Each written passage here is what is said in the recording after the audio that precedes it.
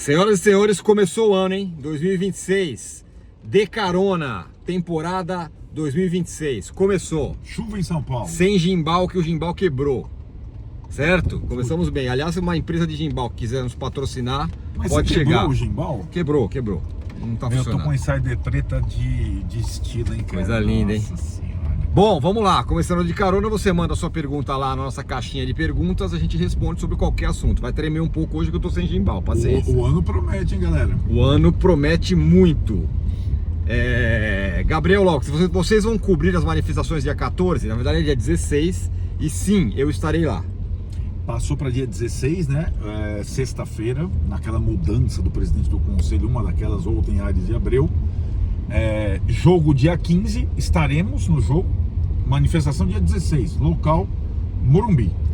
Igor Moraes, tem como o Crespo conseguir focar os jogadores para ignorarem o extracampo? Salvem o São Paulo. Boa pergunta, Ótima meu caro. pergunta. Você vê como é que é, né? Nós estamos aqui gravando esse primeiro de carona na sexta-feira, em que depois de um apelo do Crespo no final de semana para os políticos deixarem o time em paz, o presidente do conselho, Outem Aires de Abreu, que está conduzindo o processo do impeachment do Casares, ajudando o Casares como um louco, convoca uma coletiva para o centro de treinamento de futebol, coisa que é um lugar sagrado dos atletas e do técnico. Ele nunca pisou lá. Aí os caras da comunicação do São Paulo, meus colegas, vêm dizer: foi para facilitar o trabalho dos jornalistas que já estavam lá pela apresentação do Coronel e do Danielzinho. Não importa. Claro que não dá. Não é para... não, porque o jeito que você fala dá a impressão que ele tá dando uma coletiva ao lado do Luciano no vestiário e os caras já tinham ido embora, o treino foi de manhã, não tinha mais jogador. Assim, é o ambiente, não importa, é um local sagrado. Isso. O simbolismo disso Cai, Crespo, tenha paciência, Crespo, por favor. Vai precisar. Os torcedores, jogadores também, por favor, a gente precisa de vocês. E a torcida precisa ter paciência com o time. Exato. Técnico e jogador, eu vou insistir, eu venho falando. É apoiar técnico e jogador. Exatamente. Qualquer jogador. Esses caras estão abandonados lá e a torcida não pode abandonar. Exato. Tem que ir pra cima de diretoria, de não sei o que, cartolagem. Mas jogador e técnico, esses caras têm que ser preservados nesse ano horrível. Muito difícil. Pedro Augusto, essa é a maior crise da história do São Paulo? Eu acho que é sim. Eu acho que é assim. Eu vejo ela maior. Do ponto de vista moral, eu assim, vejo ela dúvida. maior do que a crise do Aidar, que provocou a renúncia do Aidar, porque era uma crise um pouco mais menos institucional e mais personificada ali. E acabou sendo resolvida mais rapidamente, porque o Casares, diferentemente do Aidar, aliás, aconselhado pelo Aidar, não quis renunciar em princípio, o Aidar renunciou, então eu acho mais grave do que a crise de 10 anos atrás. Braido Tibeto, se o Casares cair, o que muda no ano do São Paulo? Será que o Rui Costa também sai? Uma coisa não está diretamente relacionada à outra, né? Acho que os problemas do Rui Costa são outros. Vamos lembrar, quando o Corinthians tem o impeachment do Augusto Melo, o executivo de futebol do Corinthians era o Fabinho Soldado, ele ficou com o novo presidente, o Stabile, e acabou, de alguma forma, conduzindo o time lá ao título da Copa do Brasil. Exatamente. Então não está diretamente uma coisa ligada à outra, porque o Rui Costa é um executivo remunerado, ele não é um cara de cargo de confiança como era, por exemplo, o Belmonte, né? André Sauer, o quão envolvido o muricista e o quão manchada a imagem dele já está com a torcida? Bom, o Muricy está afastado, porque ele operou o joelho e tudo mais, tal, então ele nem está no CT, não está. Como o Casares costumava dizer, ele é o meu funcionário número 1, foi o primeiro cara que o Casares contratou assim que virou presidente. E eu vou roubar a sua expressão sobre o Muricy. O Muricy é como se fosse um fiador ali das coisas, que é o cara que ele vai se meter em treta, assim como era o Raí, por mais problemas que o Raí teve. É um bastião de honestidade ali. Pois é. Se eu acho que a imagem dele fica manchada, acho que sim.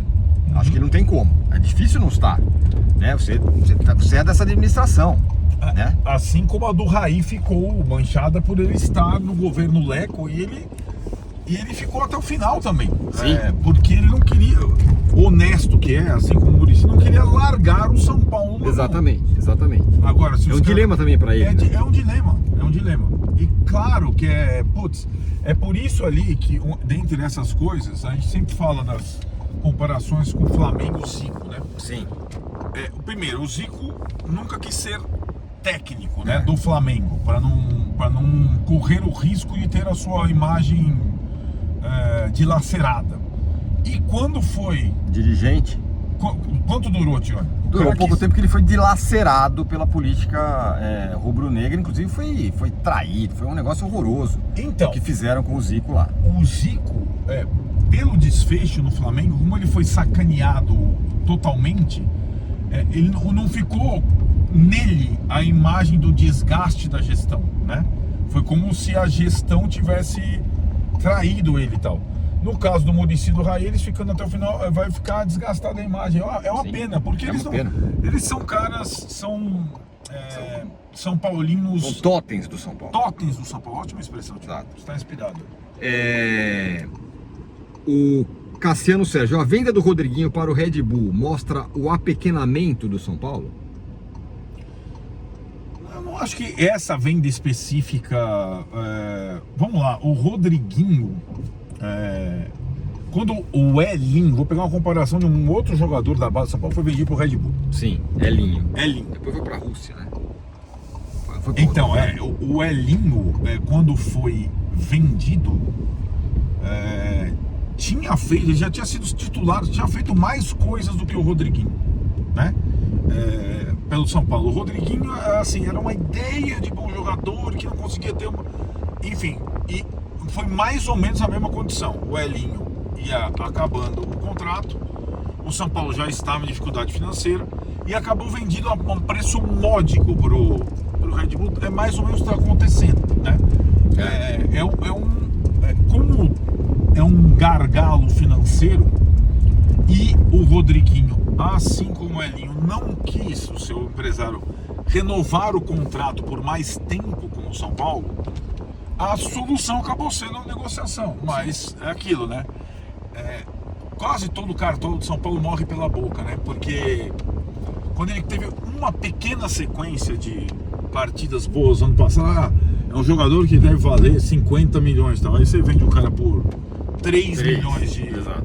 E aí você paga pela sua previsão equivocada, né? É só um porém, não tô desdenhando porque o cara vai embora, mas também não estamos falando do Kaká, né? É um jogador, um jogador que está há bastante tempo no time profissional do São Paulo, toda hora se machucava, muitas vezes o São Paulo precisou do cara, o cara não estava, teve muito poucos bons jogos, né? Fez alguma outra coisa, pode ser que o cara estoure em outro lugar, tudo pode acontecer, assim como mas não estamos falando de um fenômeno que, meu Deus, vai embora um cara, não é. E, né, Tironi, o último jogo do Rodriguinho marcante foi aquele jogo em que ele entra contra o Palmeiras, no lugar do Marcos Antônio. Isso. Tá 2-0 pro São Paulo, termina 3-2 pro Palmeiras. Exatamente. Né? Apesar de tudo que aconteceu. O Yuri Quirino, falando ainda sobre base. De olho na copinha, temos bons jogadores que podem agregar no futuro? Temos alguns. Acho que são alguns que já tinham aparecido, eu acho. O Isaac é um bom zagueiro. O que é isso?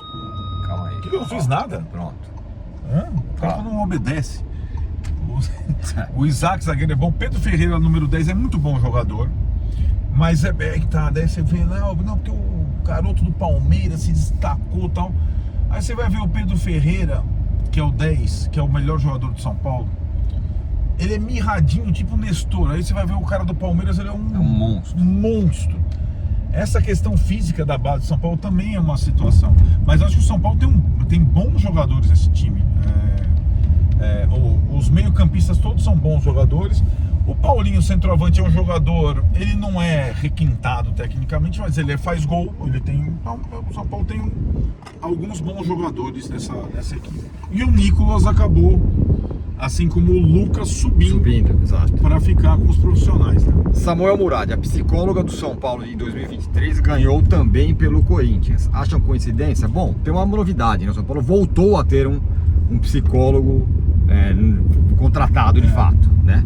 O que eu acho uma boa. Talvez não seja uma coincidência, o trabalho dela me parece bom.